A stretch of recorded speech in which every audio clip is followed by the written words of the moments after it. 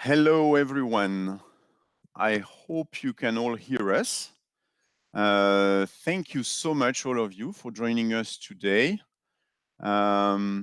We have today people from a lot of different countries, some people from Dubai, from Germany, the US, Canada. And once again, it's a great satisfaction for us to welcome you all for this live session. And today on Numberly's side, we will have Laure Jerry. Hello, Laure. Hello, everyone. Laure is head of programmatic at Numberly, and myself, Thibaut, will be with you today. And we have the absolute pleasure to welcome Amélie de la Masselière from Lacoste. Hi, everyone. Hello, Amélie. Welcome to this live session with you.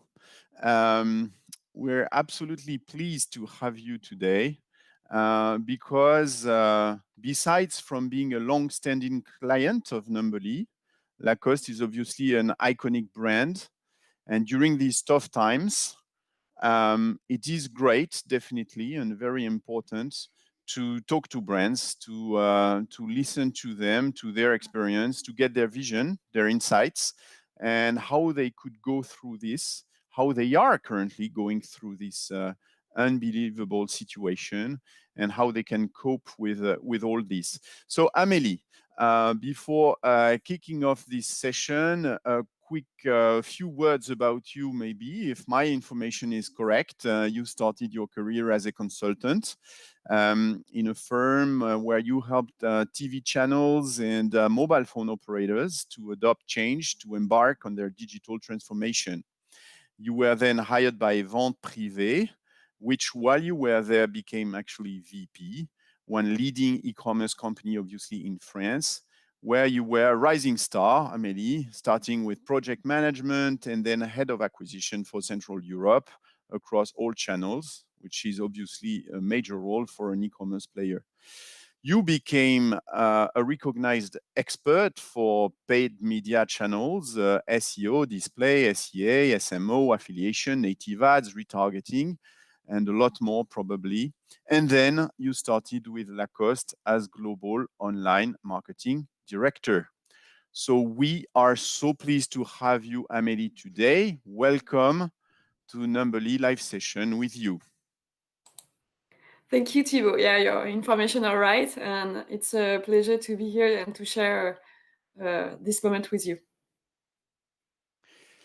So thanks a lot. Maybe we could quickly talk about the Lacoste Group, because to many of our audiences today, this is obviously a fantastic brand.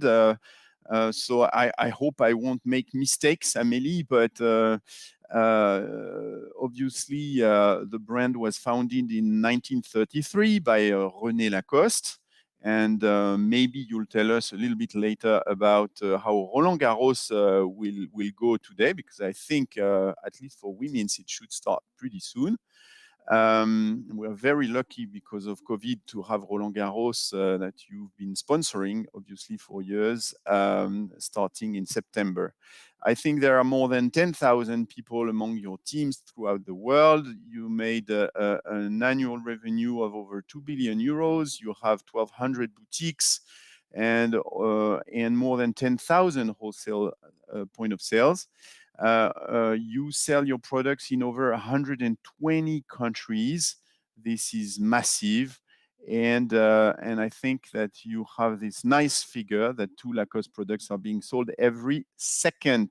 So it's been a lot already since we started, and hopefully this webinar will have an acceleration effect on your sales, Amélie. Very quickly as well, just a little bit of housekeeping here. You can ask your questions during the interview. You have a chat box, please do it. And we will innovate today because we decided that we have so many questions all the time, but we wanted to thank for the most relevant ones. And so the 3 most relevant questions we'll get a Lacoste mask very useful in those times. As you know, you have beautiful masks on your site, Amélie. So Numbly will be glad to offer those masks to whoever asks relevant questions. So don't hesitate. Yes, so hello everyone again, and hello Amélie, and thanks again for being with us today. So it was difficult to kick off this session, which is dedicated to social media impact, without commenting the current COVID-19 crisis context. Indeed, during the lockdown in particular, social media platforms have played a major role in maintaining the customer attachments to the brands, while offering them some support. So that's why the global usage of most of the traditional social platforms has strongly increased during the period, for sure, with people being locked down and having a lot of free time. And some more recent platforms like TikTok, for instance, observe an impressive increase of their volume of users, and we'll comment that a little bit later. So talking about this crisis and the context, Amélie, could you tell us a bit more about the impacts that you have observed for Lacoste? But first, of course, the bad news is a drop of offline retail with a lockdown in almost all countries during at least 2 months. We could see a partial report of the traffic between offline to online, which generated a huge boost in traffic and a boost in conversion rate, being organic or in paid media, and especially in social media, where we could see the traffic booming. And the good news is that despite the reopening of stores on most countries in June, the boost has been maintained, and of course less than April and May were on the lockdown, but still a real boost versus the growth that has been observed in Q1.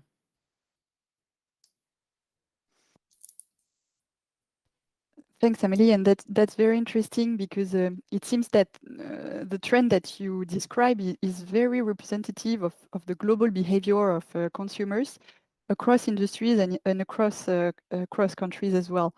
We can see on this slide that the trend of online purchases and online behavior has kept on increasing even after the end of the lockdown. So for sure, the global online sales increased drastically during the lockdown, which is very easily explicable. But we can see that this change of behavior maintained itself even after the lockdown. So meaning that the behavior really changed over time.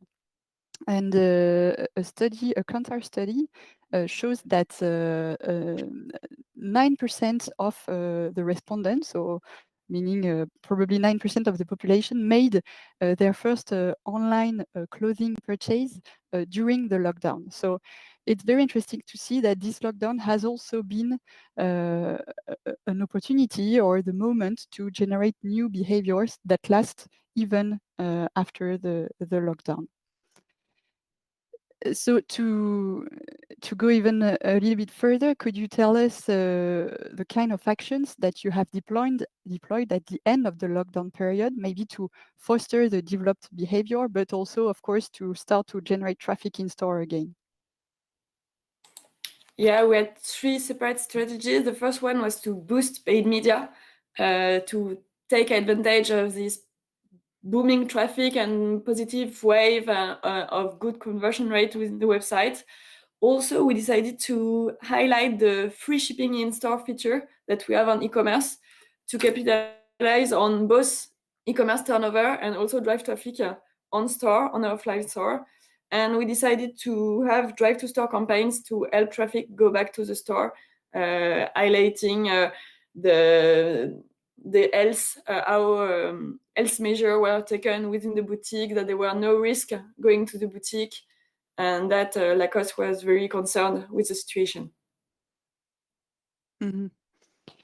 Yes, and this is you mentioned the Drive to Store campaign. We wanted to share with you all today an example and an illustration of a campaign that we have deployed with you, Amélie, at the end of the lockdown, with the objective to drive traffic in stores.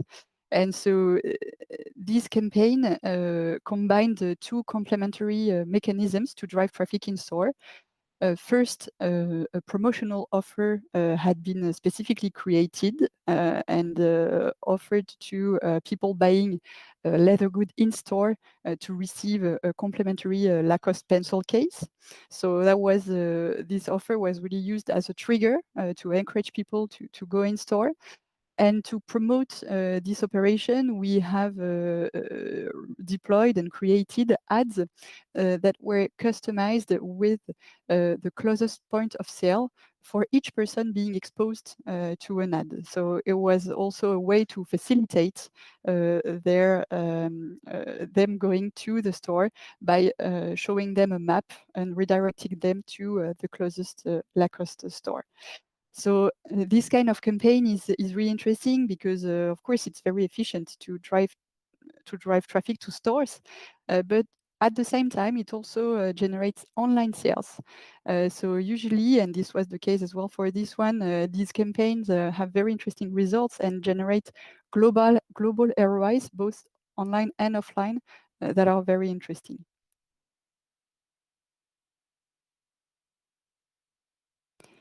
Maybe moving now to really the heart of our topic today, which is the growing impact of social media, on conversions and more globally performance-oriented strategies.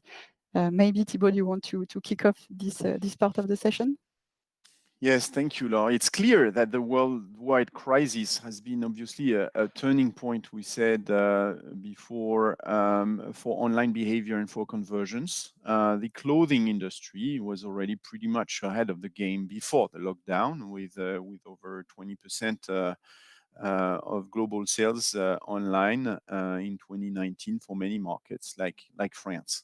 But with this growing share of online revenue, it's become even more critical to identify the right digital platforms, the right strategies to take the ROAS even further up.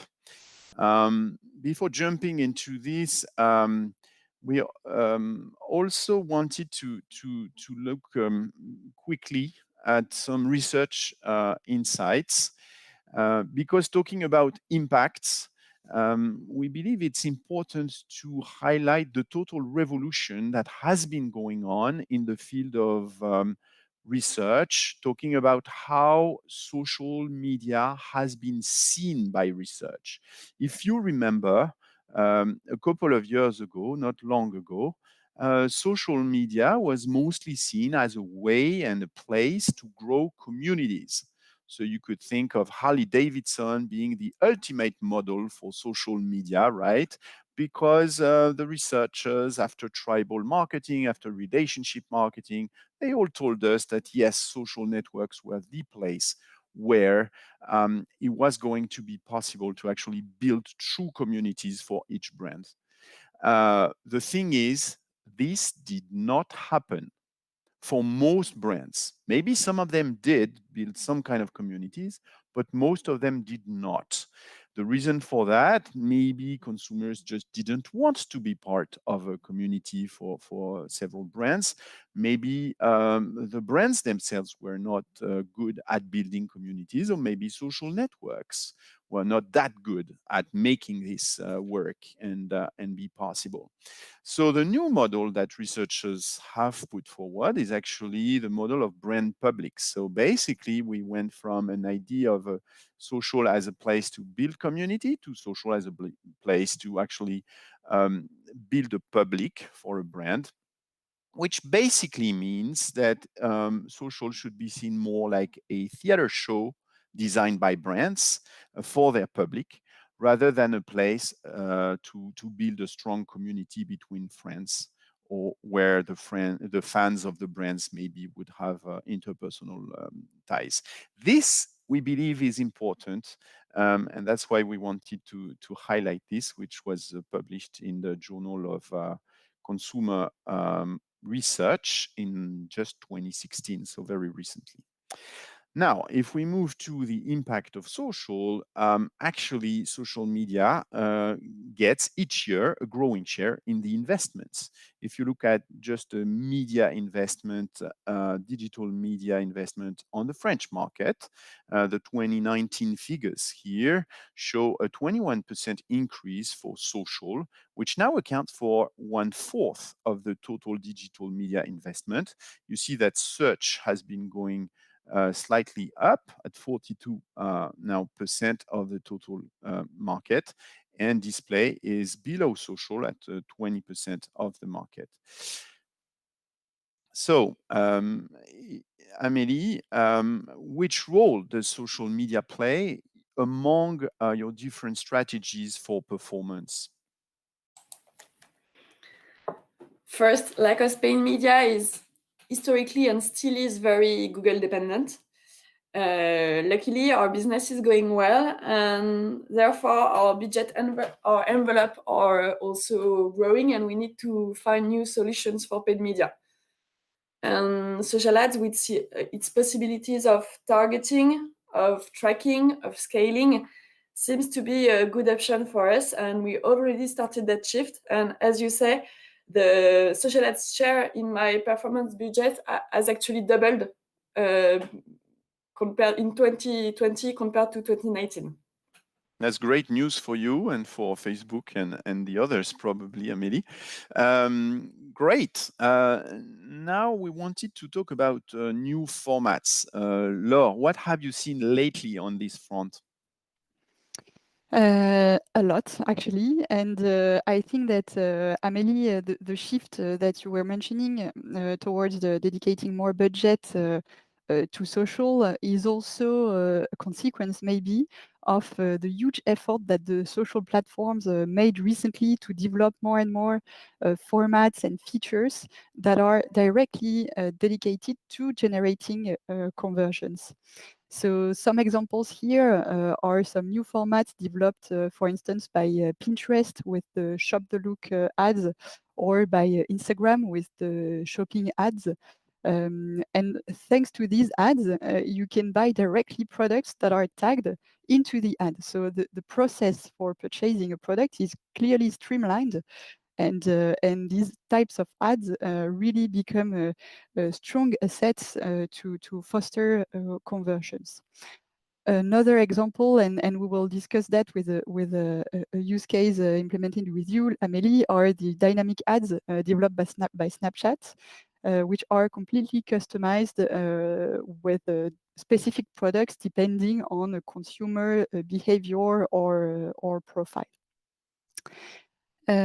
Some platforms, beyond formats, but some platforms really became also strong actors in the field of social platforms in terms of conversions-oriented strategies. Pinterest is obviously a very good example of this trend.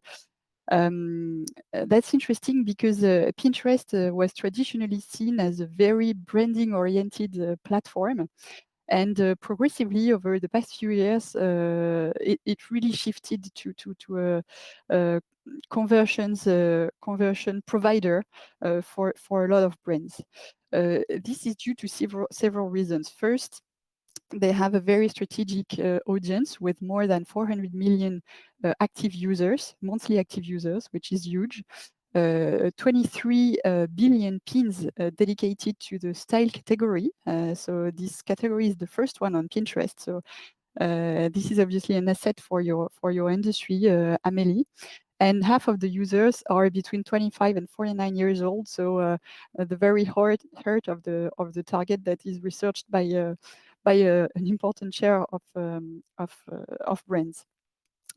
It's also a strong actor because it's a key driver to conversions.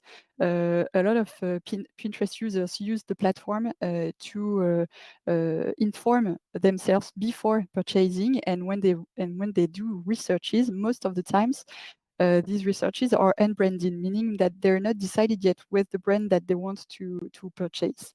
So it really makes this platform a key asset to drive conversions.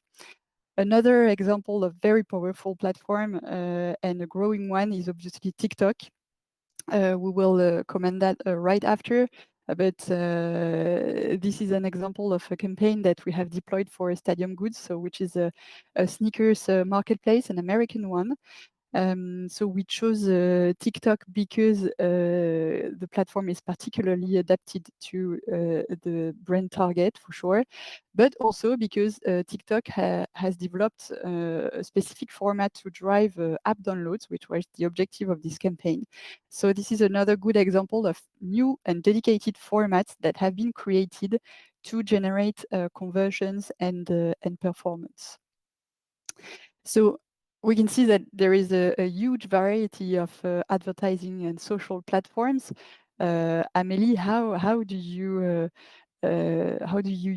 combine these platforms, and what kind of information do you use to build your strategy? Indeed, there is a lot of facts to take into account. First, of course, the budget, because depending on the budget, I can see if I can split my investment between several platforms, and within each platform, what's targeting I can make, if I need to favor retargeting or prospecting, or if I can do both. Then I need to take into account my campaign objective, because some platforms are more designed for awareness, and some are more designed for conversion. For example, maybe TikTok is changing, but by its pricing model today of the one-day booking, the platform is more designed for awareness, but will move for sure to a real conversion platform.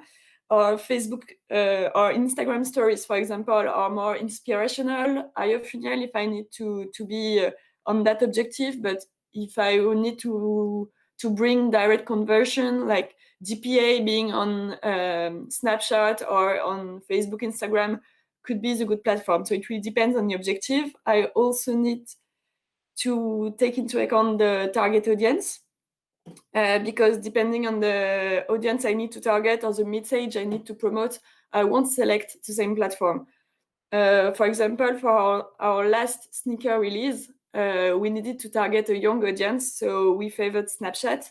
But for example, for the promotion of our polo, with all the benefits given to the Red Cross, or Father's Day, Mother's Day, we decided to promote our products on Facebook in order to touch an older audience.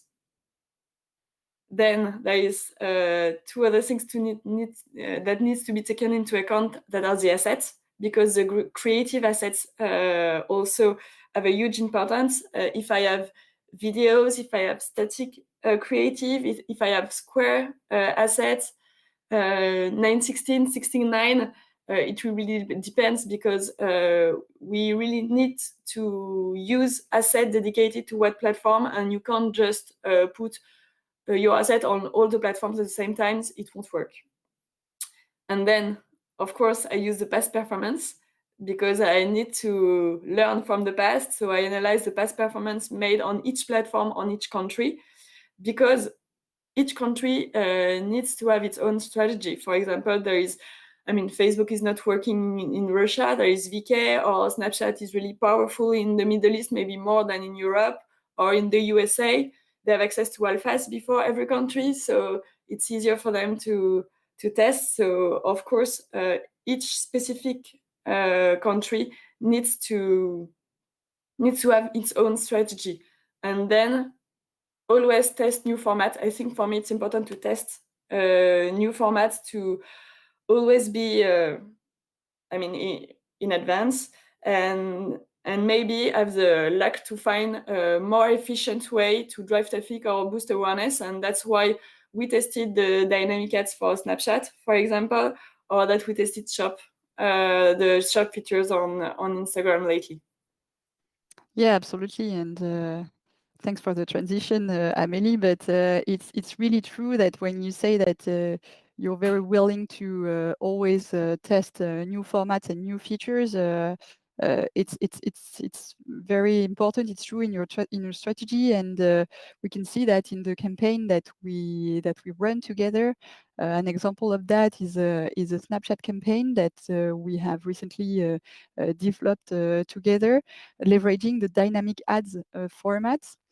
So we targeted people exposed to the campaign with content that that was personalized, either with the pages and the products that had been previously visited by these people, if they were visitors of your Lacoste website, or if they had not previously visited the website, they were targeted with customized content as well, depending on their profile, on their behavior.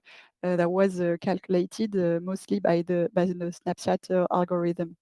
And this campaign was a real success, and we could really see the impact of leveraging this kind of formats. If we compare only the return on ad spend, for instance, we observed that it was 8 times higher compared to previous Snapchat campaigns that we had run with the static ads, meaning not personalized with dedicated content. So the incremental impact of this kind of ads is clearly very strong. So talking about these new features, these new innovations, Anya from our New York office will give us some insights on several very recent trends, including the huge growth that TikTok has faced during the lockdown in particular, and some other interesting recent trends in the social media sphere.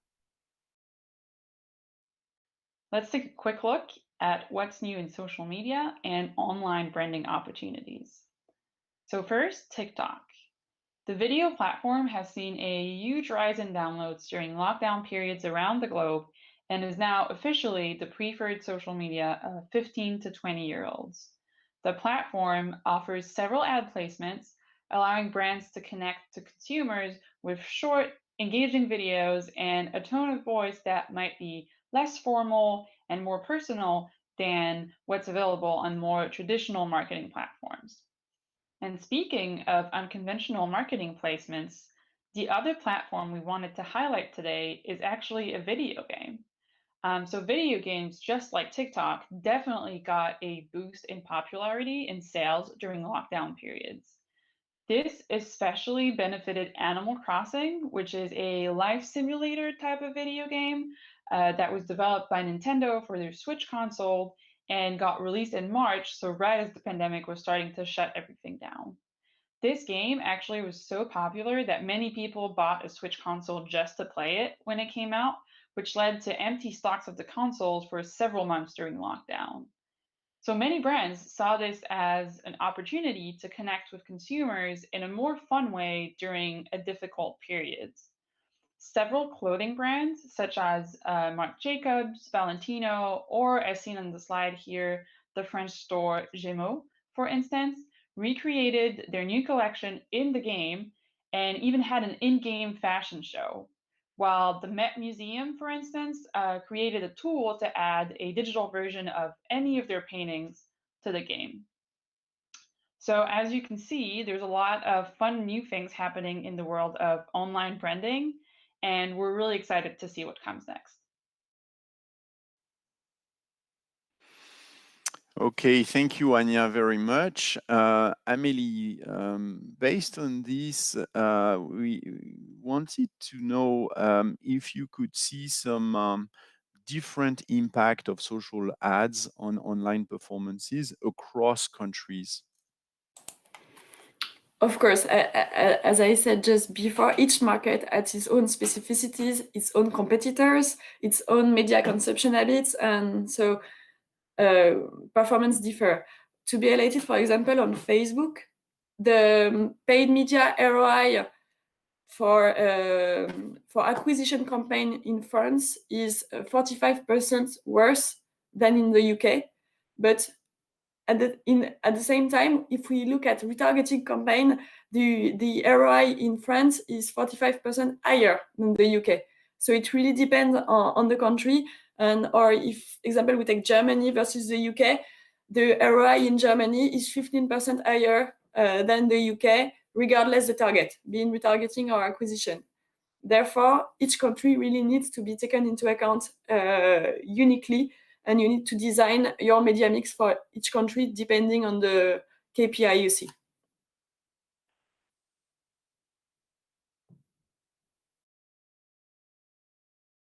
Thank you, Amélie. And so we've talked a lot about the social media platforms being assets to generate online conversions.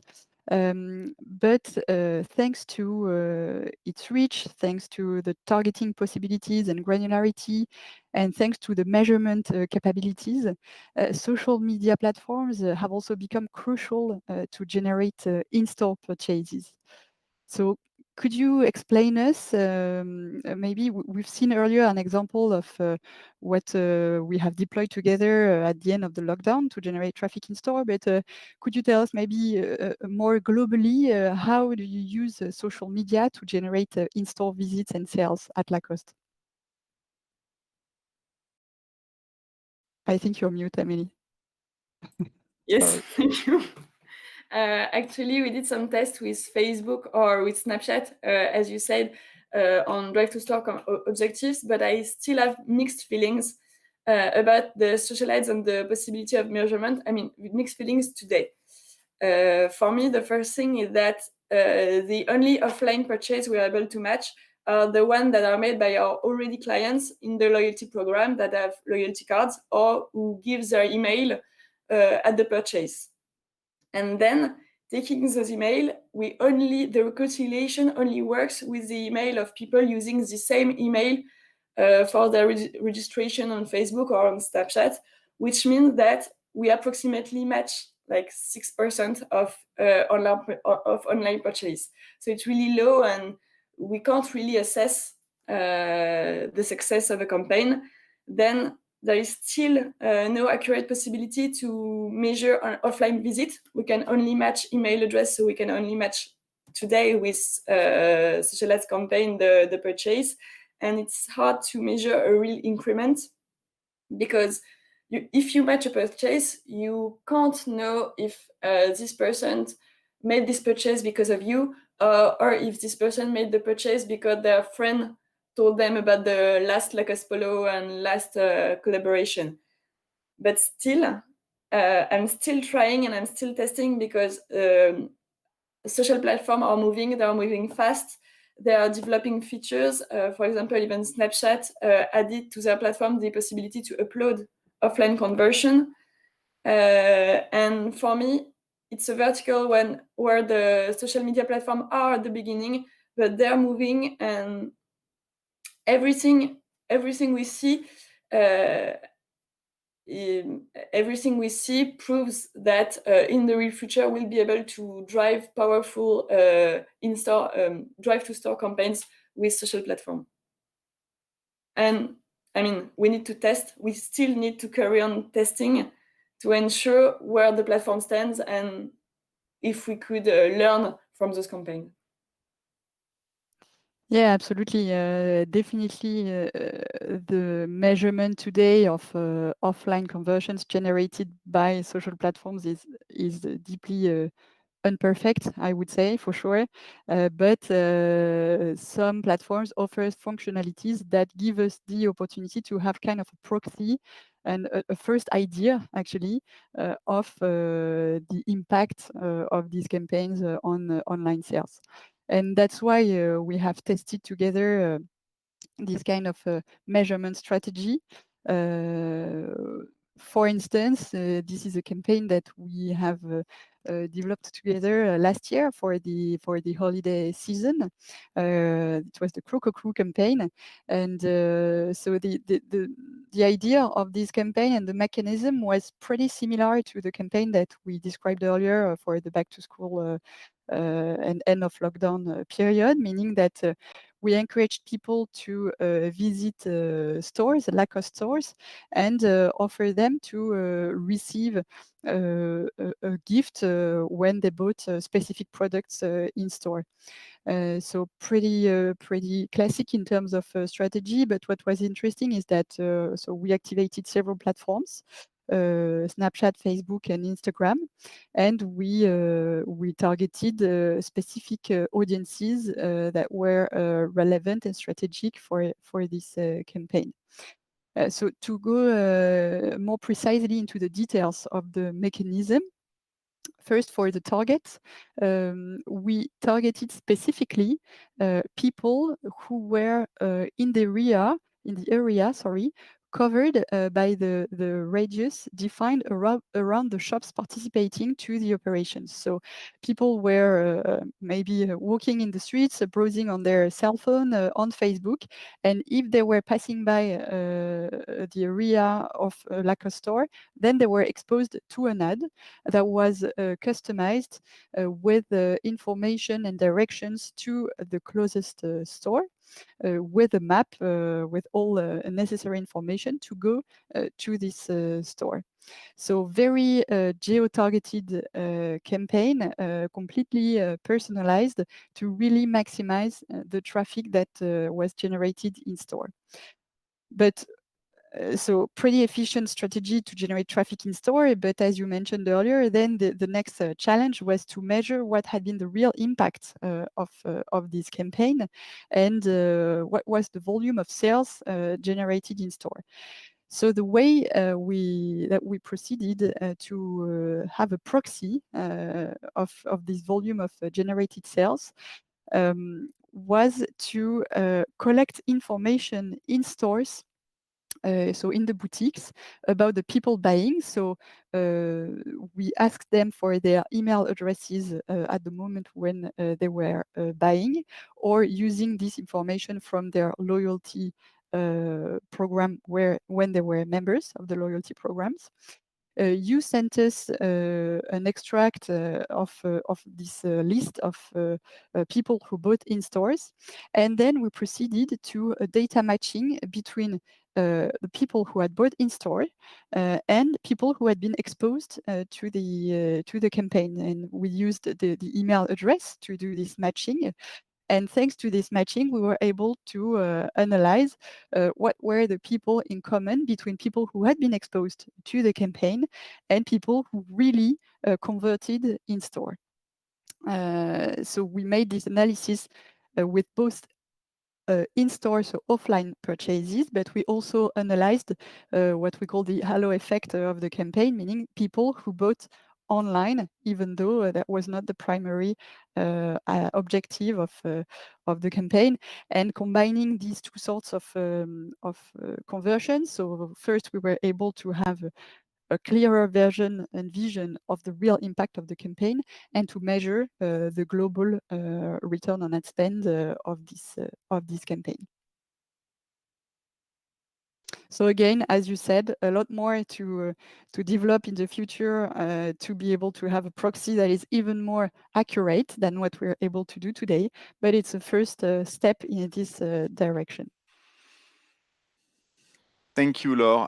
I think this really takes us to the future already, and we wanted to cover a little bit some of the options we see for the future before opening up for questions. So the first topic, and thank you, because your last campaign was a fantastic introduction to this, is the idea of measuring branding. Obviously, branding and performance have been opposed for years, and especially obviously in social. And as you said, Amélie, the performance aspect of social is quite recent and growing all the time, which is good. Now, the question we see a lot on the market from fantastic brands is how much should they spend on branding, and how could they measure the ROI of their branding on social? This is a question we've seen quite a lot at Numberly throughout the world from top brands in the past months, and not easy. I'll be interested to know if you have an idea on this, but what we've been doing is really designing experimentations.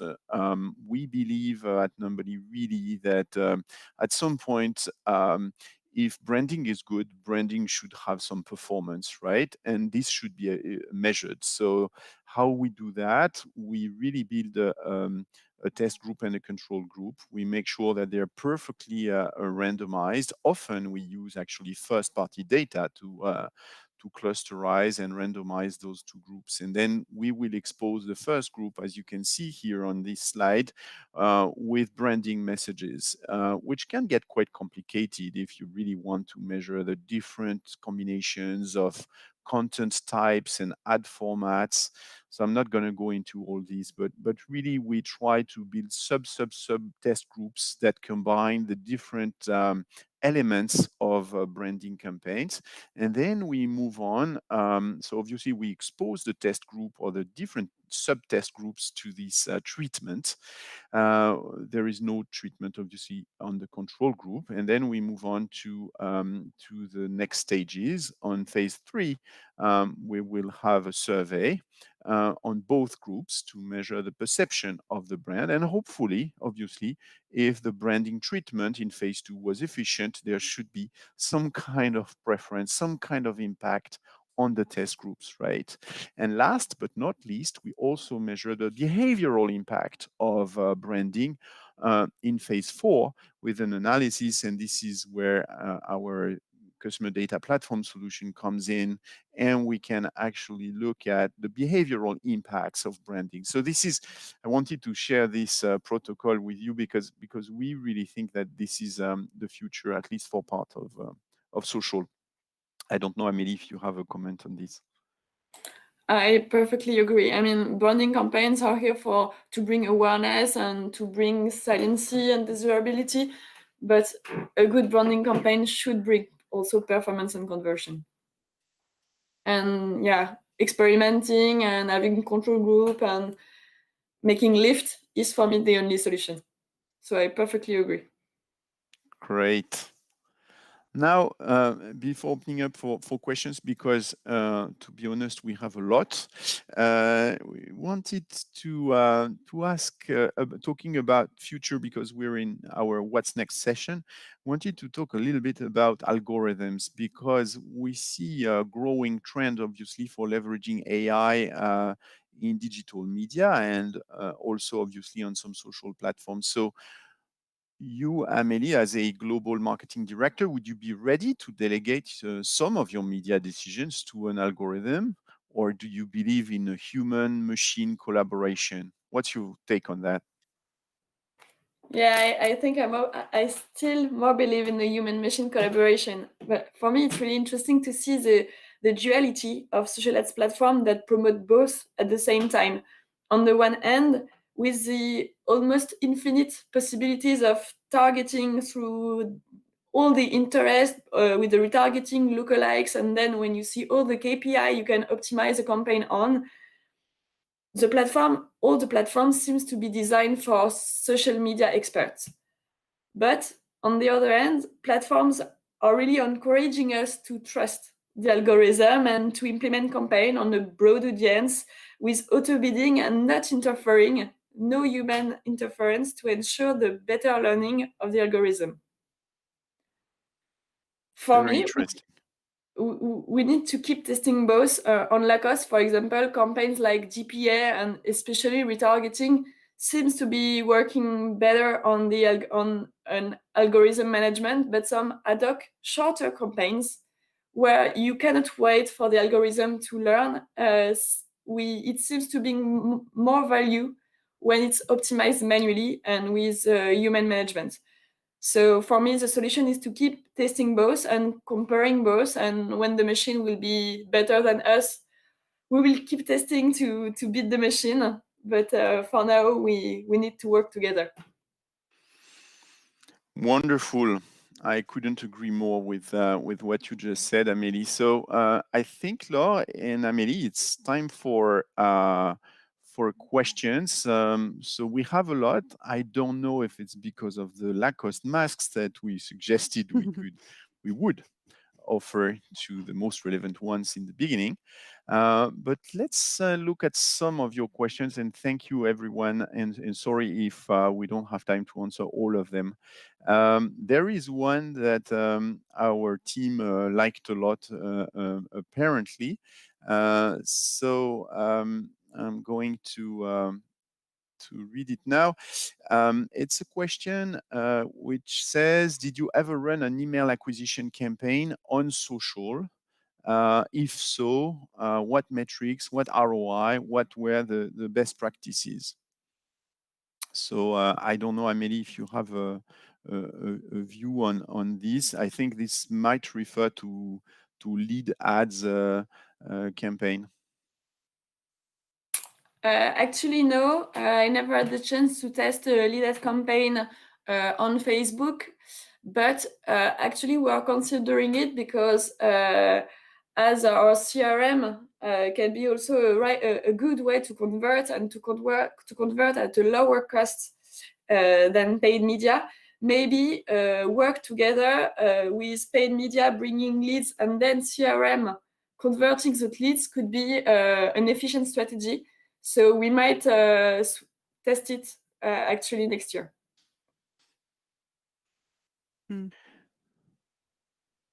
Thank you. Yeah, that's very interesting what you said. Actually, at Numbly, we do quite a lot of lead ads actually, and we optimize on the CPL, right?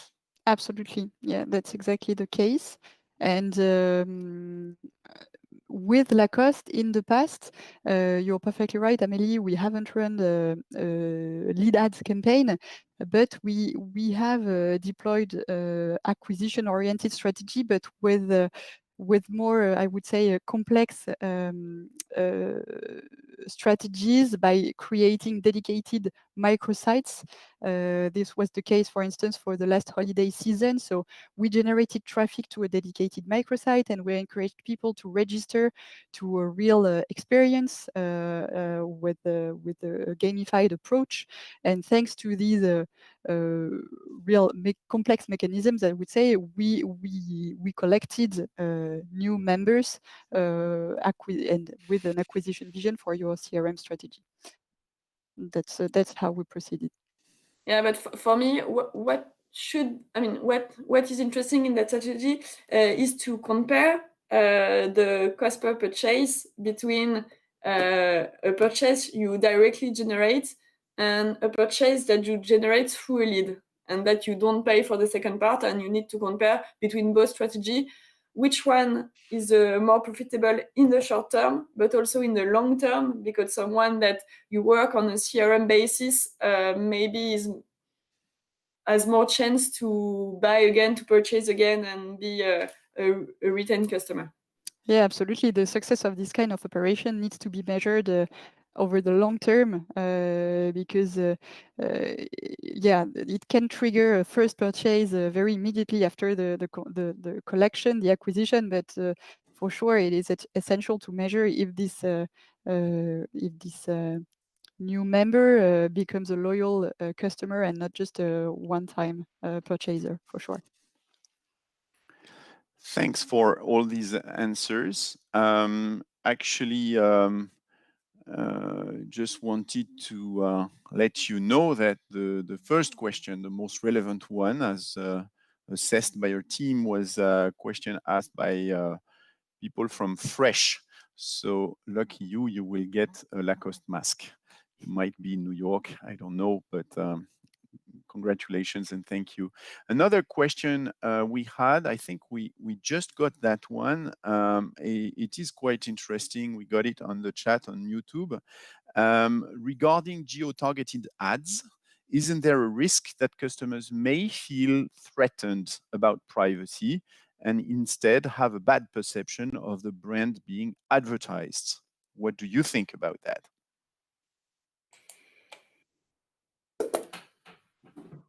Yeah, I think people might feel, because I mean, with all the GDPR today, people are more concerned with their own privacy and how their data is used. So people are more careful about it. So they might also actually Lacoste is taking into account all the preference that people do with their own data. So if we decided to target those people, it's because they agreed to be targeted. So I mean, it goes both ways. Yeah, absolutely. I think you're right to highlight this critical point.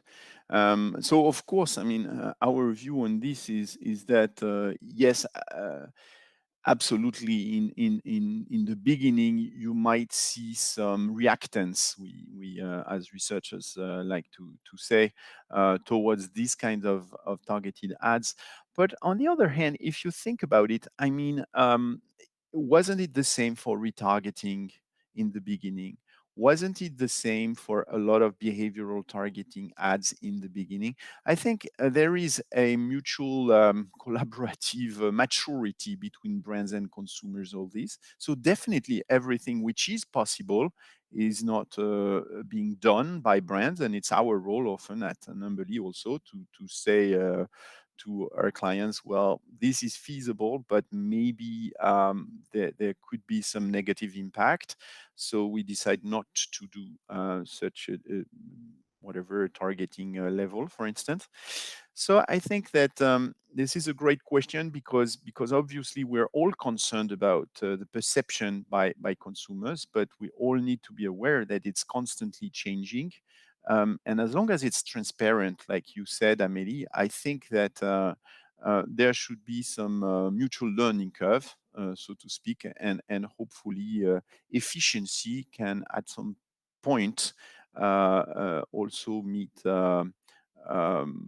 respect for the consumer and acceptance and understanding and control. So thank you for that question, which came from Belgium, from Denis. Thank you. You will get your mask. I don't know if you need it in Belgium. And if I may also, if we are doing well our job, we are targeting people that are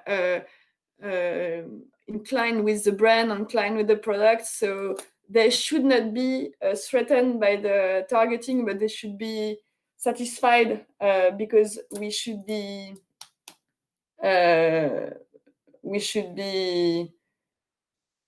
giving, showing them a product they're looking for or they need. Great. We really have a lot of questions, Amélie. So there was another very interesting one from someone named Florence. We don't have her last name, so if you want to get a mask, you should send us at some point your last name. In any case, the question was, with several social networks on which you might retarget the same users, how do you cap efficiently your ads, and how do you avoid putting too much pressure on the users? So again, a lot of question on the perception by users. I think our audience was impressed by the level of sophistication that you guys are having at Lacoste with social, and so they're just asking a little bit about how to take into account the perception by the consumers. So first, there's two things. First, obviously, I'm not doing retargeting with all the platforms at the same time and booming, because you can have a capping per platform, but you can't cap between all platforms, or indeed it could be absolutely threatening. But also, actually, we are using an attribution contribution tool, which helps us read the customer journey and read all the clicks of the member of the leads before he purchase, and we can see if it's working to have two different platform retargeting at the same time, or if only one is powerful, and then we optimize our retargeting strategy depending on it. Okay. Very interesting. There was another question that I think is very interesting. Is about the traffic generation in store. And the question is, how do you measure the success of your drive to store campaigns, and what are the main KPIs that you take into account to measure the success of a drive to store campaign? The success of, in the perfect world, the success of a drive to store campaign would be the incremental return on ad spend that would generate the campaign, that would be generated by the campaign. Unfortunately, I don't have this information right now because social platform, I mean, all the platforms are not there yet. So I take the ROI. I want to be, I want, and I need to be profitable actually to run my campaign. So I just compare, I just look at my positive ROI. Actually, as Laure also said, we are using some measure to approximate. I mean, as we are only matching 6% of the purchase, we're of course making some mathematics to estimate the real conversion we would have generated, and then we calculate the approximate ROI. Okay. Another one, Amélie, about TikTok, of course, because I think we all follow on a daily basis the future of the TikTok platform in the US. So Victor asked you, with the recent ban of TikTok by the US, which is not completely sure, Victor, by the way, if you heard last night's news from the US, will you continue to invest in this platform, or will you abandon it? No, I will not abandon it. If I can take advantage of this platform in other markets than in the US, I will. And if the platform shuts down in other countries, be it. I mean, it's a short-term strategy, but still, if I can convert or catch a new audience, a new younger audience, or an engaged audience, and I don't have today, I will. And still, I agree with you, Thibaut. It's not completely banned in the US. There is a lot of things behind it. For sure, for now, I don't build my whole global US strategy on TikTok, and I'm keeping this card as my winning card if TikTok is not banned. But I'm just keeping alert and testing.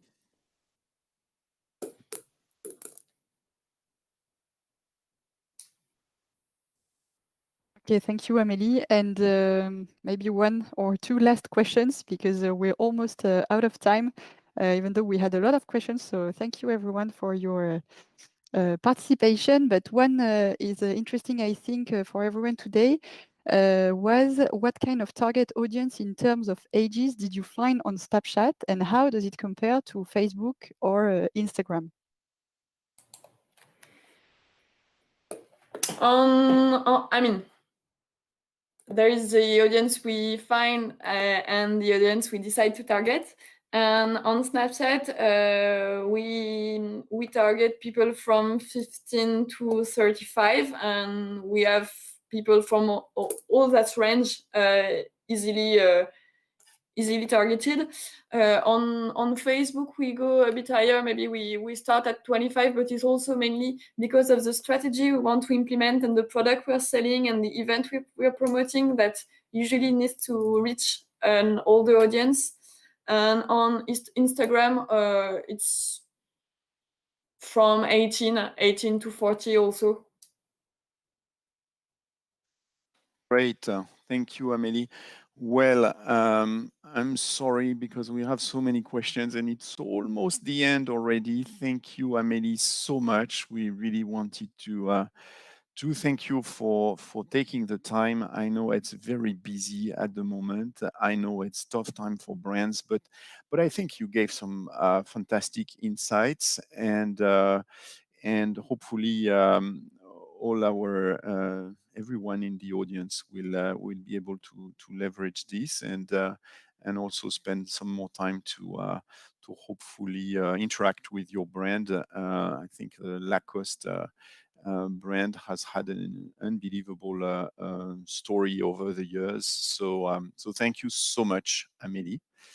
I just wanted to say that so our three winners today were one Fresh, second Denis, and third Florence. So stay tuned because we will need some information from you to send you your Lacoste masks, beautiful ones. Also, maybe I wanted to share with you our next events. So we have 2 great webinars coming. One will be in French. I apologize for that, but it will be anyway very interesting. From cookieless to clean rooms, Martech is boiling. We should have this in English very soon as well for those of you who are interested. This French session will take place on October 7.